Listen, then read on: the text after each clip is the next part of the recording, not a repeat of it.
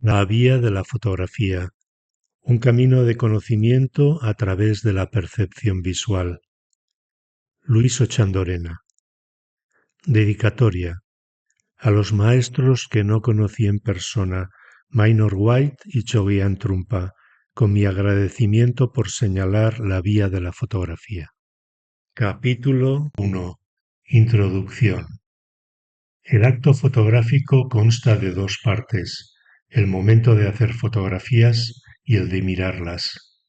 La primera es exclusiva del fotógrafo. En la segunda participa cualquier persona que observe esas imágenes. En ambos casos, su base es la percepción visual, la cual está relacionada con la forma en que el fotógrafo contempla el mundo y cómo se vincula con él. La imagen obtenida se convierte en el medio a través del cual comparte su experiencia con otras personas. Similar a un vasto río subterráneo, el conocimiento proporcionado por la fotografía fluye a lo largo de su historia. No se trata de un conocimiento intelectual, teórico y abstracto, sino del fruto de la experiencia directa. Cada uno de los estilos y movimientos que los fotógrafos han seguido resalta aspectos específicos de ese conocimiento. Son la expresión de su época y de las inquietudes personales de los fotógrafos que los han practicado. No hay uno más válido que otro, sino que constituyen diferentes aproximaciones al acto fotográfico. El conocimiento se obtiene a través de la experiencia adquirida al visitar nuevos territorios. No decidimos nuestro destino, es la pasión por la fotografía la que nos lleva donde quiere. Quedarnos mucho tiempo en los mismos lugares no es muy conveniente, aunque nos brinde seguridad. Si nunca hemos expuesto nuestras fotografías, vale la pena atreverse y arriesgarse a mostrarlas a los demás. Exponerlas puede llevarnos a experimentar emociones que no conocíamos. Exponer es exponerse, no solo a las críticas y a la envidia de los amigos, sino también a los elogios y al orgullo que conllevan. Son solo etapas de un gran viaje de conocimiento. Para hacer este viaje no necesitamos llevar mucho equipaje. A lo largo del recorrido vamos dejando muchas cosas que resultan inútiles. Al principio es muy común que nos preocupemos en exceso por el dominio de la técnica, creyendo que es la clave para ser un gran fotógrafo. Esto es necesario hasta que podamos utilizarla sin prestarle demasiada atención. La misma práctica nos lleva a soltar ese peso y así comenzamos a sentirnos más ligeros. A continuación encontrarás un esquema del recorrido que espero te sirva como guía. Estas son solo indicaciones, ya que el mapa solo lo puedes dibujar tú. El camino fotográfico se desvelará a medida que lo recorras. Cada etapa lleva naturalmente a la siguiente, una vez que la anterior se ha completado. ¿Dónde estaría la emoción del viaje si ya conociéramos el destino? Este libro aspira a ser más una fuente de inspiración que un manual de instrucciones. No intentes comprender todo lo que se explica en él, porque, como afirmaba Minor White, la experiencia del conocimiento no se puede expresar en palabras. Resulta muy interesante que su lectura te haga plantear preguntas y que la calidad de tus fotografías sea la respuesta. Si este texto logra motivarte a profundizar en tu práctica fotográfica, habrá cumplido su propósito. Capítulo 2. La fotografía, un camino. Los diversos linajes de transmisión del conocimiento a través del arte se han perdido en Occidente. Hace varios siglos que la práctica artística se ha desconectado de su manera específica de búsqueda interior. Solo queda la motivación personal de algunos artistas por encontrar el secreto que esconde su forma de expresión. Es en Oriente y en especial en la tradición del budismo zen donde se mantienen estos linajes. En cada una de las disciplinas de esta tradición existen generaciones de maestros cuya conexión se remonta en el tiempo. El Zen tiene una fuerte base antiintelectual y experiencial. Las enseñanzas se transmiten a través de la acción y el ejemplo, con explicaciones mínimas. La palabra Zen proviene del sánscrito dhyana, que significa atención plena al momento presente. Su práctica no se limita exclusivamente a la meditación sentada, a la que llaman zazen, sino que se puede aplicar a cualquier acción que estemos realizando. Esto facilita que en aquellos lugares donde se ha practicado el Zen haya contribuido al desarrollo de las distintas formas artísticas e incluso haya creado algunas propias como la ceremonia del té.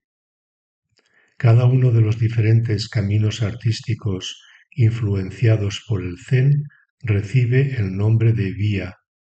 Se llama Chado a la vía del té, Kado a la vía de la flor, Shodo a la vía del pincel y Kyudo a la vía del tiro con arco. El sufijo do significa vía para conectar con la realidad. Las artes zen no tienen ninguna utilidad práctica. Tampoco están destinadas a brindarnos goce estético. Su objetivo no está puesto en el objeto o en el resultado que se consigue, sino en entrenar la conciencia. Esta es una diferencia importante entre la visión de Occidente y la del Oriente clásico. En muchas ocasiones actuamos pensando en cómo quedará la fotografía que estamos haciendo. Nuestra mente no está presente en la acción, sino que está más pendiente en cómo vamos a impresionar a los demás cuando vean nuestra obra. Cuando el practicante de Kyudo hace sus ejercicios de tiro, la diana está a un par de metros de distancia. Es prácticamente imposible fallar. Dar en el centro de la diana no tiene ninguna importancia. De la misma manera que llamamos vías a las diferentes expresiones del arte zen, también podemos hablar de la vía de la fotografía. La palabra vía nos remite a un camino que vamos recorriendo, que podemos dividir en etapas, que pasa por diferentes lugares y, lo más importante, que nos lleva al conocimiento. Cada una de las artes zen tiene una tradición de cientos de años. En comparación, la fotografía es relativamente nueva. Es un descubrimiento de la cultura occidental. Si a eso le añadimos que en la actualidad está totalmente presente en nuestras vidas y que es muy fácil hacer fotos, tenemos un medio más cercano a nuestro modo de vida que la práctica del tiro con arco o la realización de caligrafías. Además de eso, la fotografía tiene unas características que la hacen idónea para esta práctica. La primera de ellas es que trabaja con nuestra percepción visual. La base de la práctica fotográfica tiene su fundamento en la capacidad de ver con claridad. Poner la atención en nuestra vista reduce los pensamientos y nos proporciona calma mental. La segunda característica es que trabaja en el presente, en el aquí y ahora. Es prácticamente una consecuencia de la anterior. No podemos darnos cuenta de nuestras percepciones visuales si no estamos presentes, si nuestra mente está en el pasado o en el futuro. La realidad visual está en constante cambio y, como bien sabemos los fotógrafos, si no captas la imagen en el momento, ya se ha perdido para siempre. La tercera característica es más difícil de entender si no tenemos un poco de práctica meditativa. Nos dice que la fotografía puede ser una manera en la que el perceptor y lo percibido estén en unión. A esa unión la llamamos contemplación. Tradicionalmente se expresa con la frase no somos dos, pero tampoco somos uno. Lo experimentamos en algunas ocasiones cuando hacemos fotos. Estamos tan absortos en lo que vemos que nos olvidamos de nosotros mismos por un momento. La última característica tiene que ver con el poder de la imagen. En todas las fotografías podemos reconocer, si sabemos leerlas, el estado interior que tenía el fotógrafo en el momento en que la hizo. Eso es algo que experimento constantemente cuando comento las fotografías de mis alumnos. Al ver sus fotos puedo reconocer cómo estaban, qué les motivó o qué dificultades tuvieron cuando hicieron la foto. Siempre me parece algo mágico y no deja de maravillarme. Stephen Shore lo expresa con la siguiente frase: según avanza el tiempo, he descubierto lo sutilmente sensible que es la fotografía al estado mental del fotógrafo. Capítulo 3. Linajes fotográficos. La idea del linaje implica una transmisión de conocimiento entre un maestro y una persona que se convierte en el receptor de ese conocimiento, el discípulo. Me refiero al conocimiento que proviene de la experiencia y no al conocimiento intelectual que adquirimos de los libros. Puedo leer mucho sobre la profundidad de campo, pero si no lo pongo en práctica no me servirá de nada. La vía de la fotografía se nutre de contribuciones que provienen de diferentes tradiciones y enriquecen con su particular punto de vista esta forma de practicar la fotografía. No existe una visión que pueda imponer su verdad sobre las demás, sino que se complementan mutuamente. Podemos elegir entre ellas en función de nuestras preferencias y afinidades. Seguir la vía de la fotografía no implica adscribirse a un movimiento concreto ni tener que hacer fotografías de una forma específica. Podemos dividir los linajes de la fotografía como camino de conocimiento en dos grandes grupos. El primero está formado por los fotógrafos que han seguido los diferentes movimientos que se han producido a lo largo de la historia. Cada uno de ellos se ha aproximado a la experiencia fotográfica desde una propuesta diferente que se refleja en fotografías con un estilo reconocible. La práctica artística a través de la fotografía es su motivación. El segundo grupo abarca todos los linajes que provienen de una tradición espiritual. Se diferencian del primer grupo en que su motivación final no es el arte en sí, sino la evolución personal del practicante. El primero pone su objetivo en la obra que produce, mientras que el segundo se enfoca en el proceso interno que experimenta. El budismo es la tradición que ha tenido una mayor influencia en la fotografía, pero también existen aproximaciones desde el taoísmo o el cristianismo. Cada uno de estos dos grupos aporta sus propias particularidades a la vía de la fotografía. El primero está relacionado con el arte y la poesía a través de la experiencia metafórica. Así es como Minor White define el equivalente, una metáfora visual. El objetivo de la fotografía no sería documentar los objetos del mundo, sino utilizarlos como símbolos de alguna cualidad que no es directamente visible en la imagen.